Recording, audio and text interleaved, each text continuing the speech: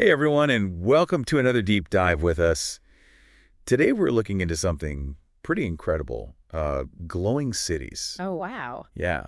So we're going to explore how glow-in-the-dark materials could revolutionize our cities. Yeah. How they look, feel at night. And what's really exciting is that this isn't just some futuristic fantasy. Right. This technology is already starting to emerge. We've got some fascinating insights to guide our discussion today. Okay. From the article, Shining Cities, the Future of Energy-Saving Luminescent Materials. So pretty cool. Yeah. So picture this. Sidewalks and buildings that emit this soft, ethereal glow, replacing those harsh streetlights we see everywhere. I like it. How cool would that be? Very cool. It's a really intriguing concept, and the science behind it is even more captivating. Oh. Yeah, we're talking about persistent luminescence, Right. where materials can actually absorb light energy and then slowly release it as a glow over time. That sounds kind of familiar. Yeah. Like those glow-in-the-dark stars we had as kids. You remember those? Yeah. Oh, yeah, definitely. Stuck them all over my ceiling. Me too. But what we're talking about today is obviously on a whole other level. Now, the article mentions a shoemaker named Vincenzo Casciarolo, Okay. and he accidentally stumbled upon the first synthetic glow-in-the-dark substance back in the 17th century. Wow. What's the story there? Well, Casciarolo was actually trying to make gold, Oh, really? in his workshop in Bologna, Italy.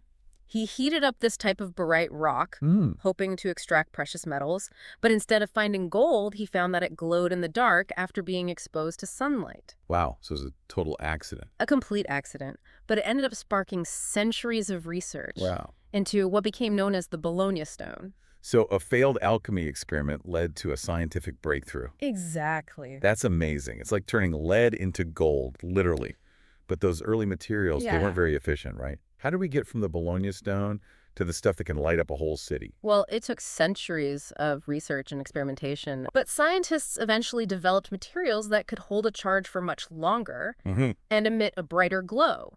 Strontium aluminate is one of the leading contenders today. Strontium aluminate. That even sounds It does. high-tech.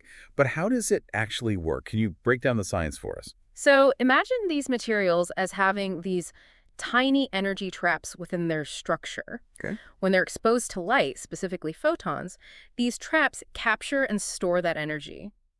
Then, over time, they release that stored energy as light, and that creates the glow that we see. And it's actually different from something like a light bulb, Oh, okay. which emits light immediately through a different process called incandescence. So they're basically soaking up that light energy Exactly. during the day and then slowly releasing it as a soft glow Yeah. throughout the night. That's pretty incredible. And the article mentioned there are over 250 different types of these materials. Right. What kind of variety are we talking about? There's a huge range of compositions and colors, each with its own unique properties. Oh. Some are better at absorbing certain wavelengths of light, while others emit light for longer periods. This variety really opens up a lot of possibilities for designing and implementing them in different ways. So you could have sidewalks that glow blue, green, even orange. Exactly. That could totally change the feel of urban spaces at night. But let's talk about the practical side of things for a second. Sure. The article mentions that lighting accounts for a massive amount of global energy consumption. It does. About 19% of global energy use is dedicated to lighting. Wow, that's huge. It is. Imagine if we could replace a big chunk of those electric streetlights Right. with sidewalks and buildings that generate their own light. Yeah. The potential energy savings are enormous. Instead of cities baking under those energy-guzzling streetlights, imagine like a summer evening stroll where the pavement itself is helping to keep things cool. Yeah. That's a game changer. And it's not just a futuristic fantasy. I read that some European cities already have glowing bike paths. They do. These real-world examples are proof that the technology is viable, and it can be seamlessly integrated into our existing infrastructure. Yeah. And these materials are still being researched and refined. Absolutely. So there's so much potential for improvement and innovation. Yeah, there is. So this isn't just about saving energy. It's about creating a whole new urban landscape that's both beautiful and functional. I think so. It's pretty fascinating. But I do have to ask, Yeah. what about light pollution? Wouldn't glowing sidewalks and buildings just add to the problem? That's a valid concern. But the goal here is to replace existing lighting, not add to it. Okay. We can choose colors and intensities that actually minimize light pollution, Okay. especially those blue light frequencies known to be disruptive to wildlife Right. in our sleep cycles. So it's about replacing that harsh glare with a softer, more diffused glow that's actually better for the environment. That makes a lot of sense. Now, I'm really intrigued by something else the article mentioned, the urban heat island effect. Yeah. I mean, the urban heat island effect is a major problem in cities, right? It is. All those buildings and roads absorb and trap heat, Right. making cities much hotter Way hotter. than the surrounding areas. But the article suggests that these luminescent materials could help with that. Yeah. I'm having a little trouble wrapping my head around how something that emits light Right. could also have a cooling effect. It comes down to how they handle the energy. Okay. Instead of converting absorbed sunlight into heat, which is what traditional building materials do, Yeah. these materials re-emit some of it as light. Okay. So it's like they're releasing some of that trapped energy back into the environment instead of letting it all contribute to that urban heat island effect. So glowing sidewalks could actually help to cool down cities. They could. That is really interesting. The article mentioned some research on this. I think. There's been some really interesting work done. For example, Anna Laura Picello's lab Okay. at the University of Perugia in Italy has been adding luminescent materials to concrete. Glowing concrete. Okay. Now I'm picturing a whole city made of like shimmering sidewalks and buildings. I know, right? But how effective is it? Really? Their experiments have shown that these surfaces can lower surrounding air temperatures Wow. by up to 3.3 degrees Celsius. That's amazing. So glowing cities aren't just visually stunning. Right. They could also be a key part of making our cities more sustainable For sure. and livable Yeah. in a world that's getting warmer all the time. Exactly. We're talking about a potential paradigm shift in urban design Yeah. where we're not just illuminating our cities, but we're actively working to make them cooler, Yeah. more energy efficient. This is really mind-blowing stuff. Yeah. We've covered a lot of ground already, Yeah. from the history of luminescence to the science behind it and the amazing potential it holds for our cities. But I know we've only just scratched the surface, right? We've just started. There's so much more to explore. I'm excited to dive deeper. Me too. Okay, I'm ready to keep exploring this glowing world. We've talked about a lot of the potential benefits, Yeah.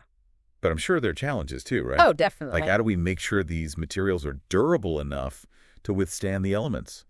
I mean, we can't have glowing sidewalks that just fade after a few rainstorms. Right. Durability is key. I mean, think about those glowing bike paths we were talking about. Yeah. They need to withstand constant exposure to sunlight, rain, Yeah. maybe even snow and ice, depending on where they are. True. Plus all the wear and tear from, foot traffic, bicycles, even cars. Right. And what about things like road salt and other chemicals? I mean, is it really as simple as just mixing some glow-in-the-dark powder into the concrete and that's it?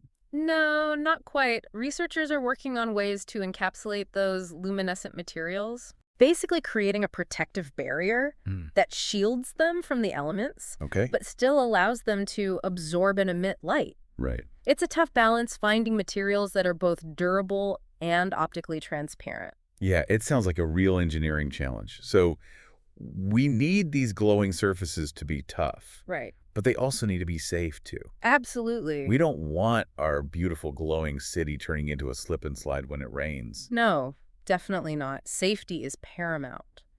Any material used in public spaces, it needs to meet very strict safety standards. Right. For example, those glowing bike lanes would need a textured surface. Yeah, to provide grip.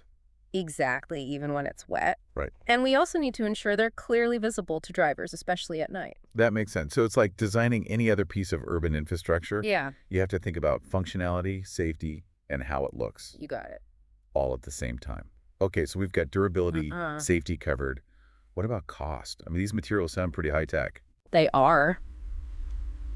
Are we talking about a price tag that would make even the wealthiest cities think twice? Well, cost is definitely a valid concern. It's something researchers are definitely working to address. Okay. Right now, the initial investment for luminescent materials Yeah. can be higher than for traditional options. Right.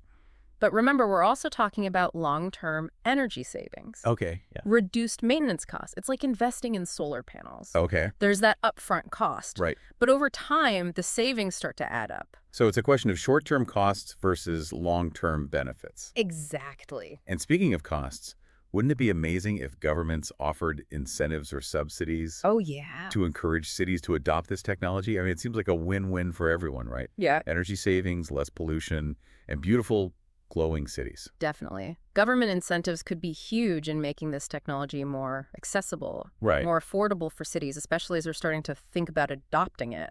Especially in those early stages, yeah. Okay, let's shift gears for a moment. Okay. And talk about something a little less practical, but still important. Aesthetics. Sure. I mean, some people might be thinking, glowing sidewalks, that sounds kind of creepy. I could see that. I don't want to live in a city that looks like a sci-fi movie set. I understand that concern. But remember, we're not talking about blinding neon lights here. Right. It's more of a soft, diffused glow. Okay. It could actually create a more calming and welcoming atmosphere at night. Okay. Plus, we have control over the intensity and the color of the light. Right. So we can really carefully control it to blend in with the surroundings. Yeah. And even create different moods. Right. Like warmer amber tones in residential areas, Exactly. cooler blues or greens in the commercial districts. Exactly. And imagine if we even incorporated smart technology that could adjust the brightness levels Oh, yeah. based on the time of night or even the weather. Definitely. That could be really beautiful and dynamic. For sure. Think about walking through a park at night, Yeah. where the pathways are subtly illuminated by the trees themselves, or a city square where the buildings softly glow, highlighting those architectural details that are often lost in the darkness. Yeah, I love that idea. It's like bringing a touch of magic to the city. I agree. And speaking of magic, imagine the possibilities for art and design. Oh, wow. Yeah. Glowing murals, sculptures that come alive at night, interactive installations that respond to touch or sound. That would be amazing. It could turn our cities into these open-air art galleries. Definitely. The creative potential is limitless. And think about incorporating these luminescent materials into like everyday objects. Oh, yeah. Street signs that are easier to read at night, Right. crosswalks that glow brighter when pedestrians are present, building facades that shimmer with these subtle patterns of light. Yeah, we could create a whole new visual language for our cities. Yeah, those are some incredible ideas. I'm Yeah. literally seeing cities in a whole new light. But I think it's important to remember that as much as we're loving this vision, Yeah. we can't forget about the practical considerations. Right. Like we need to think about the impact on wildlife, make sure these materials don't contribute to light pollution, Right.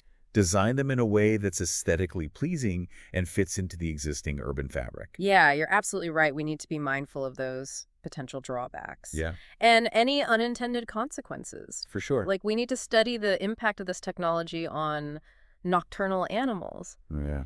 Carefully choose colors that minimize light pollution. hmm Work with urban planners and architects to ensure these glowing elements are integrated thoughtfully and harmoniously into our cities. So it's about finding that sweet spot where beauty and functionality come together, Right. where innovation meets responsibility. I like that.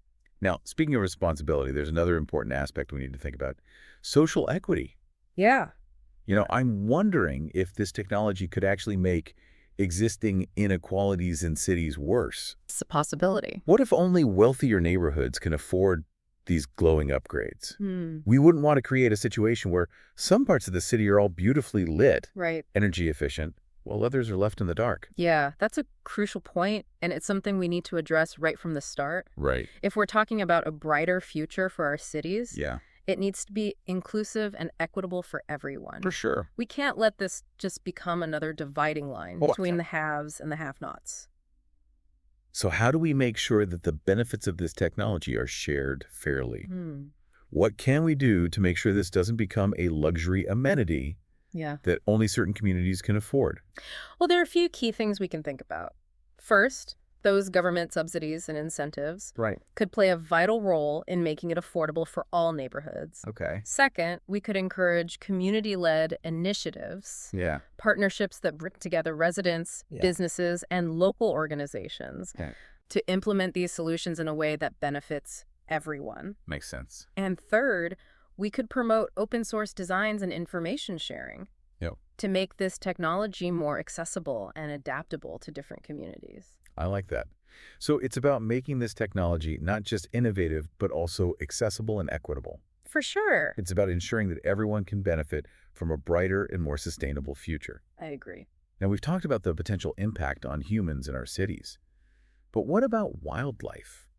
I know we touched on light pollution earlier, Yeah. but I want to learn a bit more about the potential concerns. Sure. Well, light pollution is a huge issue for nocturnal animals. Right. It really disrupts their natural rhythms and behaviors. Right. But beyond the intensity of the light, we also need to consider the specific colors we're using. Right. Some animals are more sensitive to certain wavelengths of light, like blue light, which can interfere with their navigation, their foraging, Right. even their mating ritual. That makes sense. Yeah. We've all heard about how artificial light can disorient birds and insects, Yeah. causing them to fly to buildings Exactly. or become easy prey for other animals. Yeah. We wouldn't want to create similar problems with these new luminescent materials. Definitely not. That's why it's crucial to conduct really thorough ecological assessments. Okay. Before we even think about implementing this technology on a large scale, Yeah. we need to study the potential impacts on local wildlife populations. Yeah. Carefully choose colors and intensities that minimize disruption. Right. Even explore ways to create like dark corridors or shielded areas where animals can move freely without being exposed to artificial light. So it's all about striking that balance between innovation and ecological responsibility. Yeah. We can't just assume that a seemingly beneficial technology won't have any negative consequences. Right. We have to proceed with caution, do our research, and consider the needs of all living things. I agree. It's about recognizing that we're all part of a larger ecosystem. Yeah. And our actions have those ripple effects. Yeah, they do. We need to approach this technology with a sense of humility Okay. and respect for the natural world. Okay, so we've talked about the environmental impact, Right. but I'm also curious about the human side of things. Okay. You know, how might living in a city illuminated by these softer glowing surfaces affect us on a psychological level? Could it impact our sleep patterns, our moods, or even our sense of safety? Those are great questions. Yeah. And they really highlight the need for more research into the human-centric aspects of this technology. Yeah. We need to study how different colors and intensities of light affect our sleep-wake cycles, Right. our hormone levels, even our cognitive functions. It's like we're entering uncharted territory here. Yeah, in a way we are. We have this amazing technology with the potential to transform our cities, Right. but we need to be really mindful of the unintended consequences for human health and well-being. Absolutely. It's like any powerful tool. Yeah. We need to learn to use it wisely and responsibly. Exactly. It's about remembering that innovation isn't just about creating something new. Yeah. It's about creating something better, Yeah, something that improves our lives and our planet exactly. without causing unintended harm. I couldn't have said it better myself. Yeah.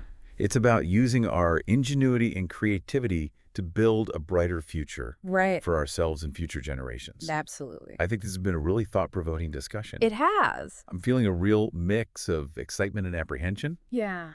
but I'm definitely eager to see how this technology develops in the years to come. Me too. It's a really exciting time to be witnessing this emerging field. Yeah. I think it'll be fascinating to see how it shapes the future of our cities Yeah, and our lives in them. for sure.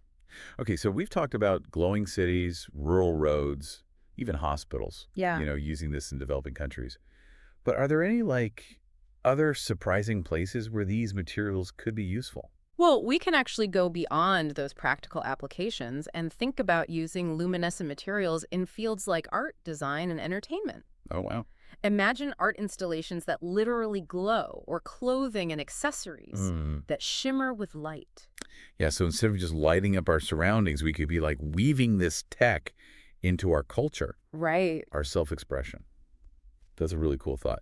Can you give us some examples of what that might look like? Picture walking into a museum and the paintings on the walls have this soft internal glow, adding a whole new dimension to the artwork. Or imagine a concert Yeah. where the stage is bathed in these shifting luminescent colors that respond to the music. It'd be like stepping into a dream Yeah. where art and reality are blurred.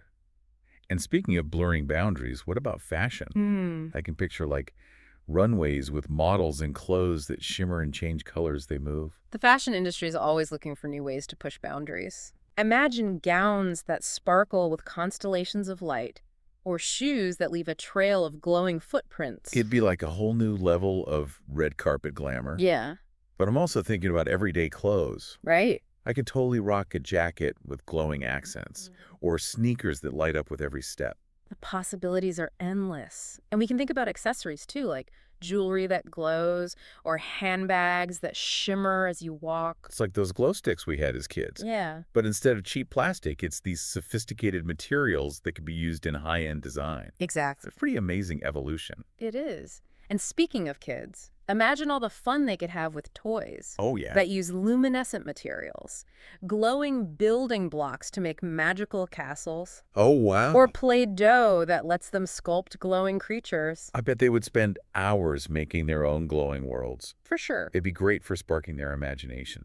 But before we get too carried away with glowing toys, I want to get back to the science behind it all. Okay. What are researchers working on now? Scientists are always trying to push the limits of what's possible with luminescent materials. Okay. They're looking for ways to make them brighter, longer lasting, and even responsive to things like changes in temperature or pressure. So materials that change color based on the temperature or glow brighter when you touch them. Exactly. That's wild. What are some of the areas where researchers are really focusing? Well, one big area is making these materials more efficient, so they glow brighter and longer with less light exposure. So imagine sidewalks that charge up during the day and then emit a strong glow all night. Exactly. That would be a game changer for energy efficiency. It would. Are there any other breakthroughs we can expect to see? Another exciting area is biomedicine. Oh, wow. Scientists are developing tiny glowing particles to track cells in the body. Okay. Or deliver treatments to specific areas. So we could use these materials to literally light up what's happening inside our bodies. Yeah. And develop new treatments. That's incredible. The possibilities are vast. They are. This has been an incredible journey. It has. We've talked about the science, the potential impacts on our cities, our environment, and even our bodies. We covered a lot. What a journey. I agree. It's been a fascinating exploration. Yeah. I hope our listeners enjoyed this deep dive with us. I know I have.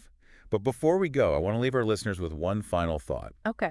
Imagine a world where darkness isn't something to be feared, but a canvas for beauty, innovation, and exploration. A world where we can light up the darkness with our creativity. That's the future I see, and I'm excited to see what we all create together. Beautifully said. Let's all keep exploring, keep learning, and keep those imaginations shining bright. Until next time, keep diving deep.